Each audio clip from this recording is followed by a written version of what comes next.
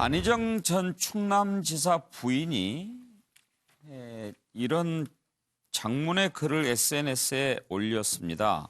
이번 사건의 본질은 미투가 아니라 불륜이다. 이렇게 주장을 했는데요. 그 의도가 뭘까요? 궁금합니다. 상당히 긴 글을 올렸는데요. 1심에서는 무죄를 받고 이제 2심에서 징역 3년 6개월 선고받으면서 법정 구속되지 않았습니까?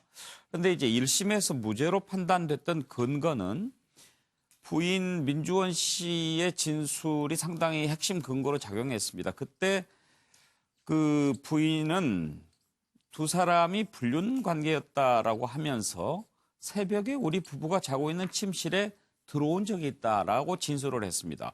바로 이 부분을 1심 재판부가 받아들였던 거고 그래서 무죄를 선고했는데 2심에서는 그 진술만 가지고 피해자 진술의 신빙성을 배척하기는 좀 그렇다고 판단한 거지요. 그리고 피해자 진술이 신빙성이 있다, 일관성이 있다 이렇게 본 건데요. 그런데 이제 다시 2심 이후에 김 씨가 안 지사와 불륜을 저지르고 성폭행범으로 고소한 것이다. 유혹에 넘어간 안희정이 나쁘지만 이것은 미투가 아닌 불륜이 본질이다. 나는 절대 김 씨를 피해자로 인정할 수 없다라고 강조를 했는데요. 피해자인 김지은 씨는 이건 2차 가해다라는 그런 입장을 밝혔습니다. 관련된 녹취를 한번 들어볼까요? 저를 지지하고 저를 위해서 열심히 했던 제 참모였습니다. 미안합니다. 그 마음의 상실감 그리고 배신감 여러 가지 다 미안합니다.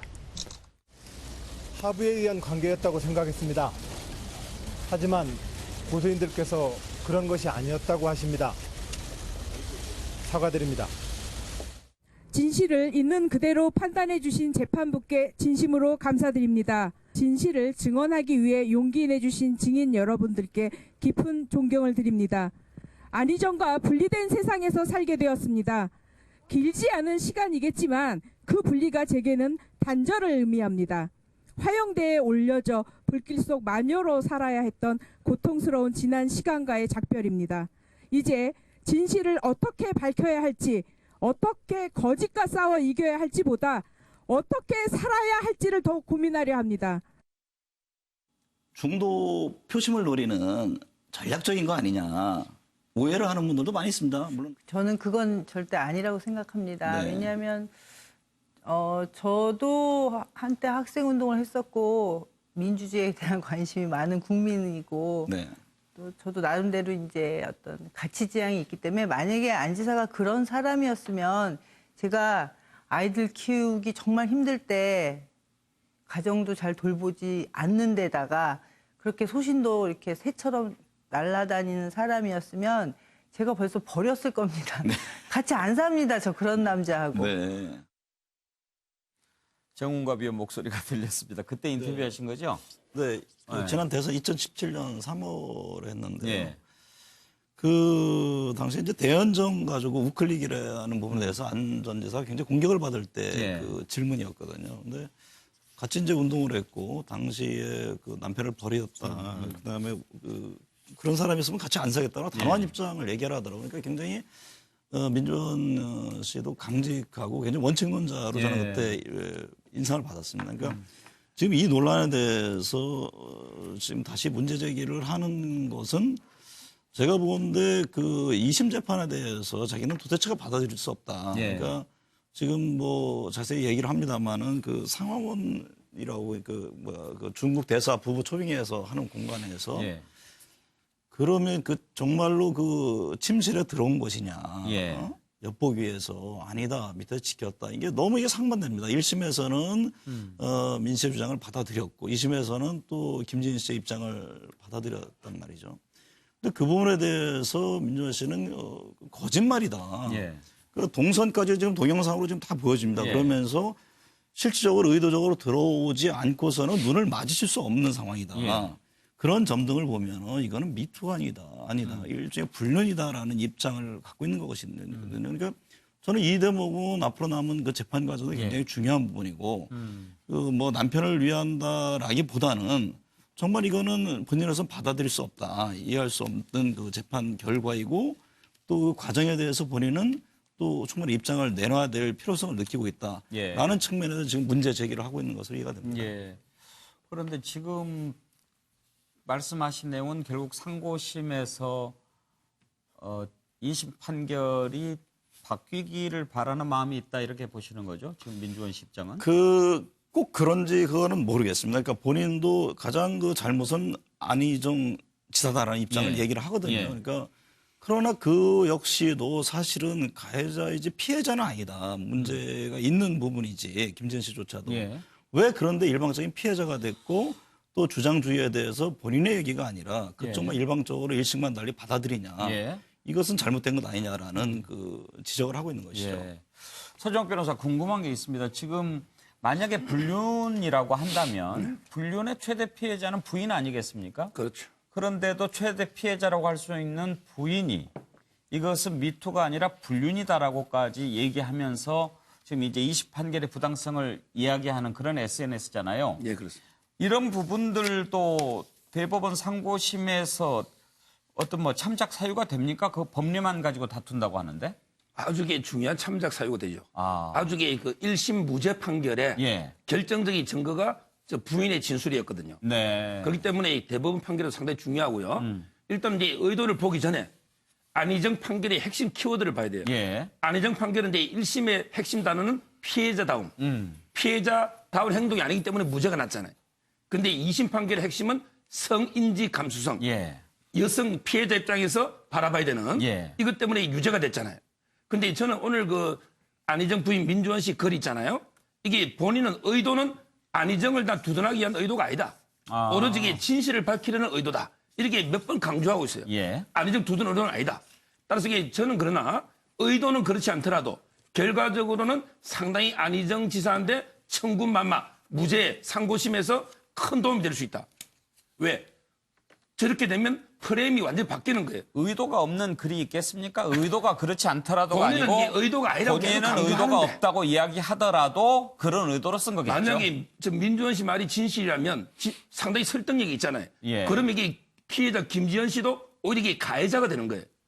왜? 분류는 둘 다 피해자는 이게 본부인이고 두 명이 가해자가 되기 때문에 프레임이 완전히 180도 바뀌게 되는 거잖아요. 따라서 이게 대법원에서 상당히 그 안희정 지사한테 도움이 될 수 있는 말이기 때문에 저 부분이 대법원에서 상당히 그 큰 다툼이 될 걸로 보입니다. 사실 정계남 교수, 우리가 이 이슈를 다루는 것 좀 조심스러웠습니다. 왜냐하면 이미 이제 2심 판결이 나 있는 상태고 또 물론 이제 안 지사의 부인이 이런 글을 올렸다고 해서 우리가 이것을 화제로 삼아서 얘기를 하면 어찌됐든 피해자한테 또 2차 가해가 되는 부분도 있을 수가 있고 그런데 이것은 본인도 지금 피해자라고 주장하는 부분이거든요. 그래서 저는 심정적으로는 그 안희정 지사의 전 지사의 부인이죠. 민주원 씨의 심정은 좀 10분 이해할 수 있겠어요. 자, 이게 어쨌든 이제 용기 있는 미투 사건이 아니라 미투를 가장한 불륜이고 또 최대의 피해자는 본인이고 또 가족이다. 나는 그 말에 저는 공감해요. 공감이 가는 부분이 있습니다. 그러나 이제 과연 이것이 현실적으로는 결국은 2심 판결에 대한 이제 불만 또는 또 본인의 받아들이기 힘든 점 이렇게 비춰지면서 이게 이제 또 다른 또 논란이 될 수가 있는 건데 저는 그런 어떤 심정이 100번 이해가 되더라도 저는 좀 상급심 대부분 심리를 앞두고 있으니까 저는 지켜보는 게 어쨌든 도리로 보여진다. 딱 이게 또 하나에 가지고 있는 또 측면은 좀 전에 앵커께서도 말씀하셨습니다만 소위 이른바 그 2차 피해 가능성 이런 부분도 우려가 있기 때문에 그런 것까지를 다 아우렀으면 하는 그런 좀 바람이다. 그러나 마지막으로 한 가지만 좀 말씀드리고 싶은 부분은 법률가적 전문성은 좀 떨어집니다만 자 이게 지금 성인지 감수성 이른바 피해자의 진술에 지나치게 의존하는 지금 법원의 어떤 분위기가 자칫 증거주의라고 하는 원칙이 또 있지 않습니까? 이거 여기서 좀 균형을 가질 필요가 있는 거 아니냐. 그런 부분에 대한 문제 제기라는 차원으로도 좀 받아들일 필요는 있겠다. 이런 판단입니다. 그러면 법률가인 김한기 변호사께 물어보겠습니다. 지금 정기남 교수가 지적한 부분에 대해서는 어떻게 생각하십니까? 네, 당연히 충분히 일리 있는 말씀인데요. 예.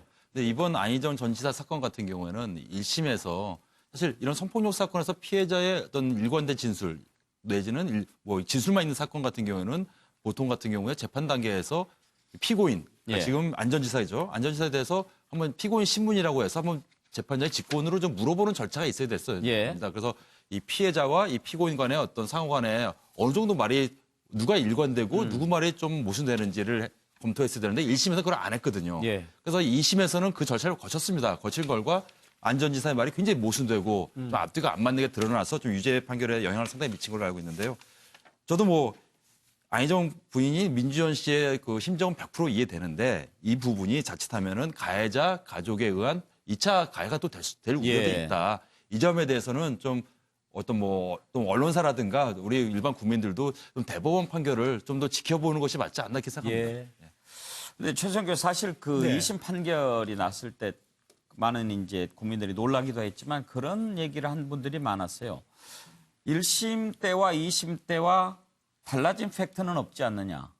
그런데 재판부의 판단만 달라졌을 뿐인데 무죄와 징역 3년 6개월 법정 구속이라고 하는 이렇게 큰 차이가 난다면 야, 이거 참 어떻게 받아들여야 되느냐 그런 충격들이 좀 있었거든요. 그렇죠. 법이 이 현실을 따라가지 못하면 법을 바꿔야죠.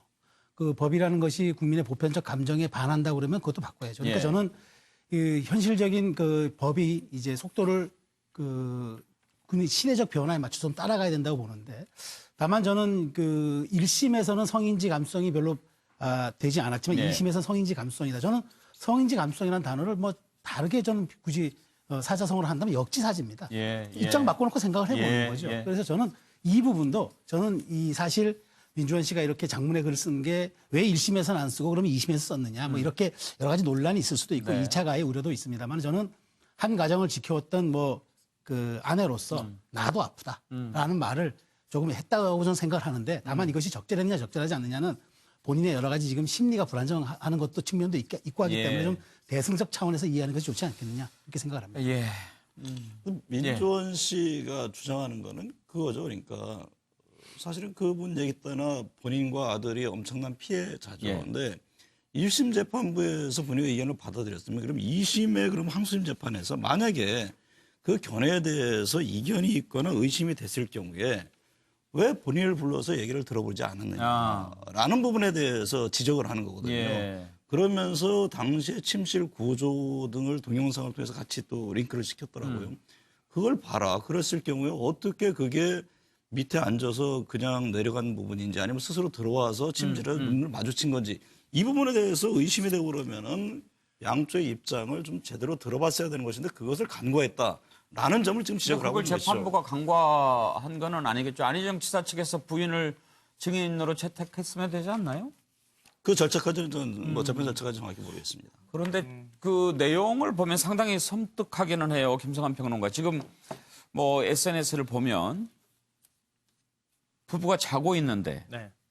침대 끝으로 다가왔다는 것 아닙니까? 침대 발치에서 부부를 내려다봤다. 어이구, 참 이렇게 공포 영화 얘기하고 같아요. 있는데요. 저는 민주원 씨의 주장을 일단 재판부가 배척을 해야 된다고 생각합니다. 예. 왜냐하면요, 민주원 씨가 예를 들어서 예.